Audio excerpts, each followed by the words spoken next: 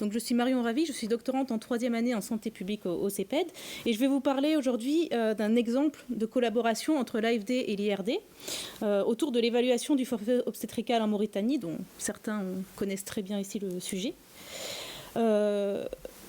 Pour vous présenter très brièvement ce qu'est le forfait obstétrical, pour ceux qui ne connaîtraient pas, en Mauritanie, c'est un mécanisme de prépaiement des soins qui permet aux femmes enceintes, lors de leur première consultation prénatale dans une structure qui est affiliée à ce forfait, eh bien, de payer une somme entre 15 et 20 euros selon les régions, qui va ensuite leur permettre d'accéder à un paquet de soins durant la grossesse, l'accouchement et le postpartum, avec par exemple la prise en charge également des complications obstétricales.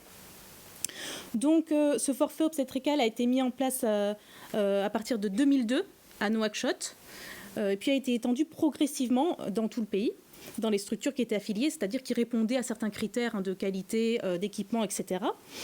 Et en 2002, donc avec l'appui de la coopération française, et puis à partir de 2008, avec l'appui de l'AFD, qui soutient l'expansion de ce forfait.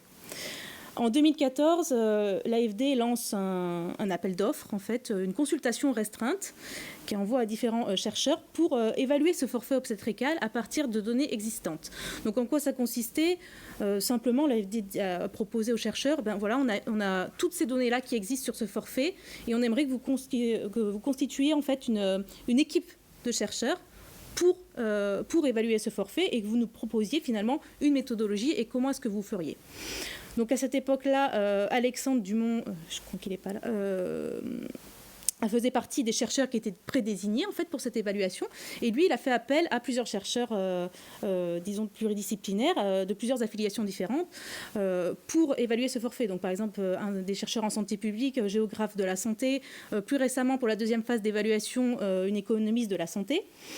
Et en fait, on a constitué un groupe de chercheurs pluridisciplinaires et on a proposé une réponse à cette évaluation, pour cette évaluation, en utilisant ces données-là. Donc les données, en fait, c'était des données issues des enquêtes ménages sur plusieurs années. C'était des données issues du système national d'information sanitaire, comme par exemple la carte sanitaire, des données sur le forfait obstétrical, avec les taux d'adhésion dans les structures, etc.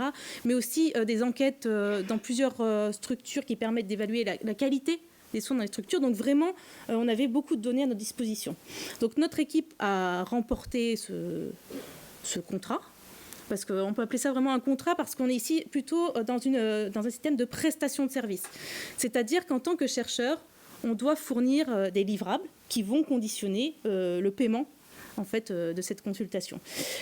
Donc en fait, les livrables, ça consiste en quoi ? Ça va être par exemple fournir la base de données qui va servir à l'évaluation de ce forfait obstétrical. Ça va être fournir des rapports intermédiaires. Mais ça va être aussi faire par exemple une restitution. Donc là, c'est l'exemple d'une restitution qui a eu lieu il y a 3 semaines à Nouakchott, où on a présenté les résultats de l'évaluation de ce forfait, la phase 2. Et ça fait vraiment partie du livrable. C'est-à-dire qu'on a un cahier des charges auquel on doit répondre avec des livrables et par exemple une restitution en fait partie.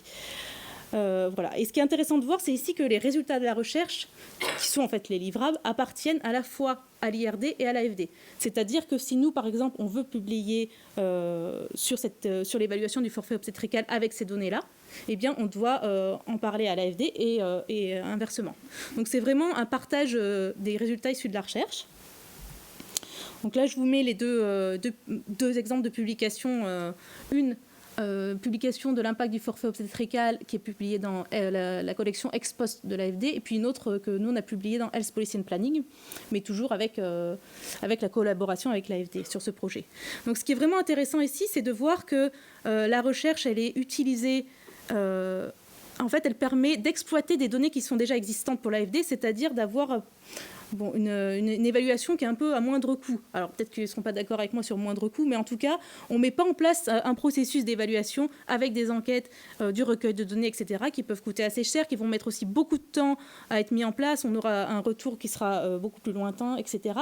Et puis en plus, on est ici en 2014, quand l'évaluation est lancée, et le forfait est déjà implanté depuis 2002. Donc, c'est vraiment difficile, en sachant qu'il n'y avait pas eu de processus d'évaluation qui avait été mis en place à ce moment-là, d'avoir un retour là-dessus, alors que là, en utilisant des données existantes et avec la recherche qui permet d'exploiter ces données-là, ça va permettre à l'AFD d'avoir un retour et des recommandations qui sont basées sur vraiment des résultats, des statistiques qui sont quand même assez robustes. Et puis nous, en tant que chercheurs, ça va nous permettre déjà d'avoir accès à des données auxquelles on n'aurait pas eu accès sans l'AFD. Ça va aussi nous permettre d'avoir accès à des acteurs qu'on n'aurait pas forcément pu contacter dans ce cadre-là, etc. Non seulement pour analyser ces données-là, mais aussi pour les interpréter. Et puis, c'est vrai que ça nous permet d'avoir un retour sur notre recherche, ce qui n'est pas forcément toujours le cas, on en parlait tout à l'heure. Parce que parfois, on écrit nos articles un peu dans notre coin, on fait notre recherche et on n'a pas de retour là-dessus. Alors que là, vraiment, non seulement à travers les restitutions, mais aussi le fait qu'un groupe de référence soit constitué et qui relise tous nos livrables. Ce sont des gens qui viennent du ministère de la Santé, qui s'occupent directement du forfait obstétrical. Bien sûr, des personnes de l'AFD, mais aussi des personnes de la coopération espagnole ou de l'UNICEF qui, eux aussi, participent à l'expression en fait, de ce forfait. Donc, on a vraiment tout un retour de ces personnes-là, et également on sait qu'ils ont eu connaissance de nos travaux et de nos recommandations. Alors après, la contrepartie, c'est que nous, notre travail s'arrête, entre guillemets, à la livraison de ce résultat-là. Disons qu'une fois qu'on a fini nos livrables, on n'est pas forcément impliqué dans la réflexion autour du forfait ou dans les décisions qui vont être prises pour l'avenir du forfait, par exemple. C'est vraiment, voilà, on fournit les résultats, on fournit des recommandations. Après, si des décisions sont prises, on n'est pas forcément consulté à ce niveau-là. Donc c'est vraiment intéressant de voir que c'est une relation qui est très cadrée, avec la recherche qui est vue ici comme une prestation de service, en fait, et un partage de ce résultat-là entre un bailleur et la recherche.